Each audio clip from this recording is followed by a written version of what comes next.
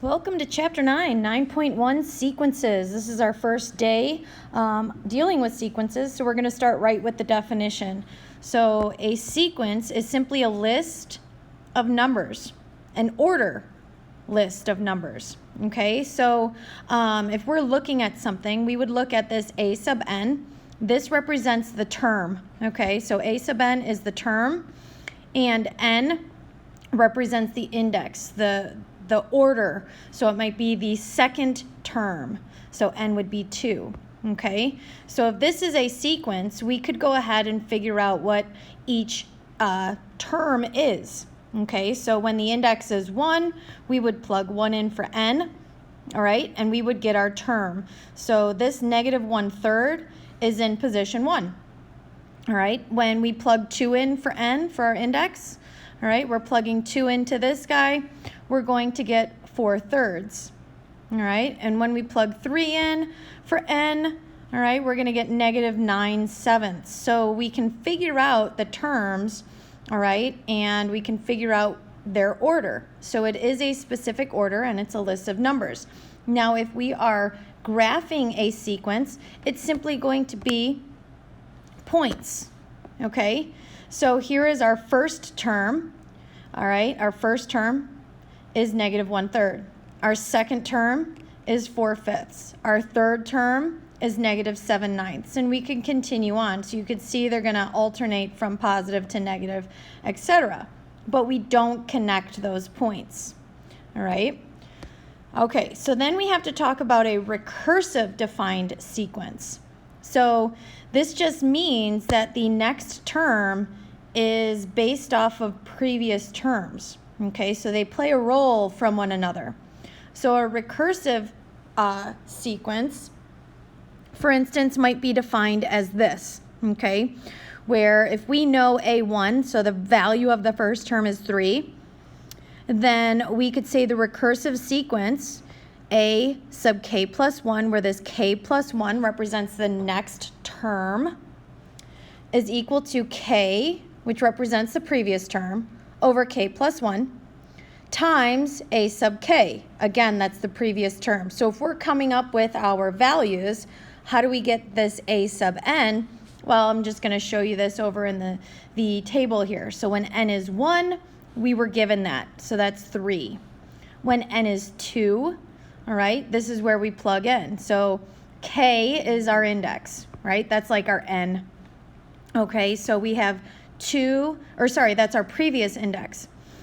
So we would have our previous index is 1 over 1 plus 1, and our previous term was 3. So we get 3/2, all right? And then when our index is 3, all right, the previous term was 2 over 2 plus 1. Our previous term was 3/2. So that's where we get 1 from. So that's kind of how we would use this recursive defined sequence.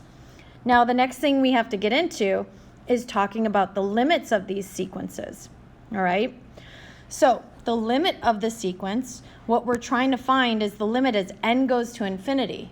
When all of these terms, what's happening to these terms as we go to infinity? If it equals L, then the limit exists, right? The sequence converges. If it doesn't exist, the sequence diverges, all right? And there's 3 scenarios where the sequence would diverge. When it equals positive infinity, negative infinity, or when it oscillates between 2 values, okay? So we'll see some of these in our examples on the other page. But one thing we need to keep in mind is when we're dealing with sequences, whatever we've applied for functions, we can apply to sequences. No problem going between those two. Everything we've talked about so far with functions applies to sequences. However, the difference is when we get into integration. So remember, the integral of a function is really the area under the curve. Okay, so we're adding up all of these pieces underneath the curve. However, when we're adding up all of the terms in the sequence, the sum of the sequence, it's going to be something else. It's not talking about area under a curve anymore. So we can't confuse these two. These are not the same. All right? Okay, let's go ahead to the other page and get some examples in. And here we go.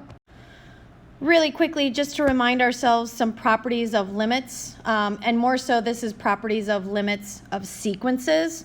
So if we have the limit of a sequence as n goes to infinity and it equals L, all right, and the limit as n goes to infinity of b sub n equals k. So these are two separate sequences, but they both equal something, okay? Then if we were to add those two sequences or subtract those two sequences, it's going to equal the L plus or minus k, all right? Makes sense.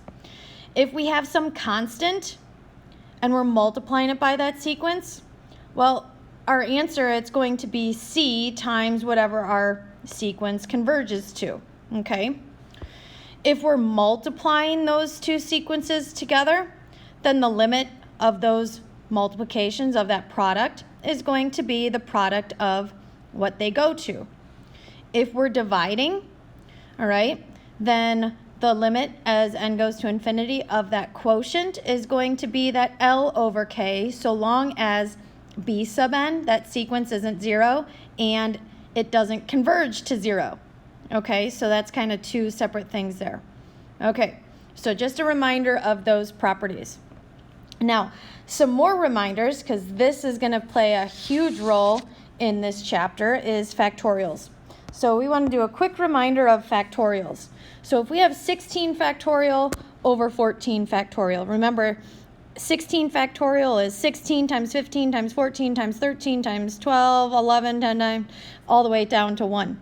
Okay, so if we want to simplify this, I'm going to rewrite 16 factorial, but notice I stop at 14 factorial because it would be the same as our denominator. So these guys cancel, and we're really just left with 16 times 15, or 240. But now we need to talk more generally speaking. Okay, so if we have n plus 1 factorial over n minus 1 factorial, we always want to think about, well, which one is bigger? Okay, n plus 1 or n minus 1, and hopefully we can say n plus 1 is bigger. So I'm going to rewrite this n plus 1 factorial until I get to my smaller factorial. So n plus 1 times n minus 1 factorial. So now those guys will cancel, and we're just left with n times n plus 1, or simply n squared plus 1. All right, you'll see it written both ways. Okay, it doesn't necessarily matter. So if you have questions on factorials, make sure you ask, okay? All right, now we're going to get into actually determining whether sequences converge or diverge. So remember, in order to do that, we're looking at the limit as n goes to infinity of that sequence. So moving straight to example A, if I want to know if this sequence converges or diverges, we're going to take the limit as n goes to infinity of that sequence. Using direct substitution, it works out. We can go ahead. We get 1 plus 1 over infinity. 1 over infinity is 0. So this sequence converges to 1. All right? Taking a look at example B, again, we're going to take the limit as n goes to infinity. Okay? Now, as n goes to infinity, what are we noticing? This is either going to be -1 or +1. Okay, so we're either going to have 2 plus 1, not 2 plus 2, 2 plus 1, or 2 minus 1 the whole time. So we're going to be bouncing back and forth between 3 and 1, 3 and 1, 3 and 1. So the limit doesn't exist because, again, we're bouncing back and forth. So we're going to say it diverges. But the reason is it's because it's oscillating between 1 and 3. Okay, so that's an example of how something will oscillate. All right, and then finally, go ahead and try example C on your own. All right, take the limit as n goes to infinity and see how it goes. See if you get it to converge or diverge, and check back when you're done.